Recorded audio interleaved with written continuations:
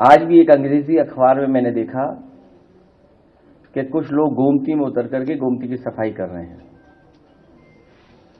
इससे पहले एक और अंग्रेजी अखबार प्रतिष्ठित था, उसमें मैंने गोमती को सफाई करते हुए बहुत सारे लोगों को देखा।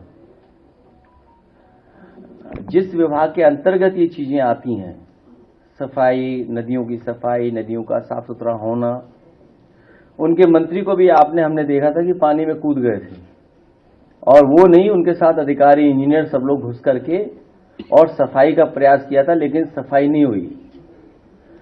इधर देखने को मिल रहा है और जानकारी मिल रही है कि पूरे प्रदेश के ट्रीटमेंट प्लांट बंद कर दिए इन्होंने, कोई ट्रीटमेंट प्लांट चलाया नहीं जा रहा है, और सीधा सीधा नालों का पानी, पूरी गंदगी सीधी सीधी नदियों में डाली जा रही है।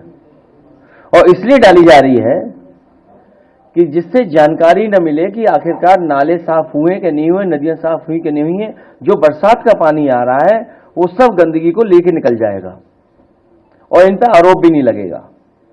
वो बात अलग है कि बुंदेलखंड की नदियों को इतना खोद दिया गया, इतना खोद दिया गया है, किसी जिले में चले जाएं, हर जिले में सड़क पर, खेत के किनारे टीले बने हुए हैं, टीले लगे हुए हैं, और ऊंचे ऊंचे टीले हैं। ऐसा लग रहा है कि कई पहाड़ बन करके आ गए हैं, एक एक महीने में पहाड़ बन गए, 2 महीने में पहाड़ बन गए। और उस बात में मैं नहीं जाना चाहता हूं, उस पहलू पर, क्योंकि हमें भी वही जरूरत पड़ेगी एक समय पर। अभी एक पार्टी के नेता ने आरोप लगाया है कि उसके खिलाफ 1700 करोड़ की वजह से साजिश हो रही है। तो वही 1700 करोड़ जो हैं, उसकी वजह से टीला ही नहीं दिख रहा किसी को, टीले कहीं दिखाई नहीं दे रहे किसी को। और इटावा में एक अधिकारी का ट्रांसफर हुआ, 80 मीटर ऊंचा पहाड़ लेके चला गया संघ अपने, गोरखपुर के करीब 80 मीटर ऊंचा पहाड़, अब वहां है ही नहीं। अधिकारी ट्रांसफर हुआ, उसके साथ लगता है वो पहाड़ भी उधर ही चला गया, गोरखपुर की तरफ। तो मैं अभी कहूंगा कि 2 वीडियोस हैं, एक पुराना है, एक नया है, जो कि यमुना का है, और एक यमुना का और है, जो अभी हाल में आपने एक चैनल और एक न्यूज के साथी ने जो कहा कि किस तरीके से ताजमहल के पीछे जो गंदगी है यमुना की, कैसे अंग्रेज टूरिस्ट लोग नाक बंद करके आ रहे हैं। और मैं आपको याद दिलाना चाहता हूं, जब पहला भाषण हुआ था आगरा में बीजेपी के बड़े नेता का, उन्होंने यह भरोसा दिलाया था कि अकेला आगरा $1 ट्रिलियन की टूरिज्म इकोनॉमी पैदा कर सकता है। $1 ट्रिलियन की, केवल आगरा एक शहर, $1 ट्रिलियन की। और क्योंकि आपको मैंने इसलिए बुलाया था, सरकार से तो कोई नहीं लड़ सकता, कमजोर आदमी तो लड़ ही नहीं सकता। आज हमारे कुछ साथियों ने कहा था कि वृंदावन के कुछ लोग आना चाहते हैं और अपनी बात को रखना चाहते हैं,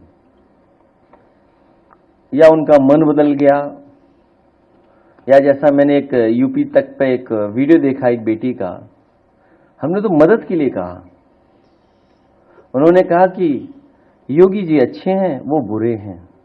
हमें तो आज तक ये पता था कि वो बुरे, मैं अच्छा हूं।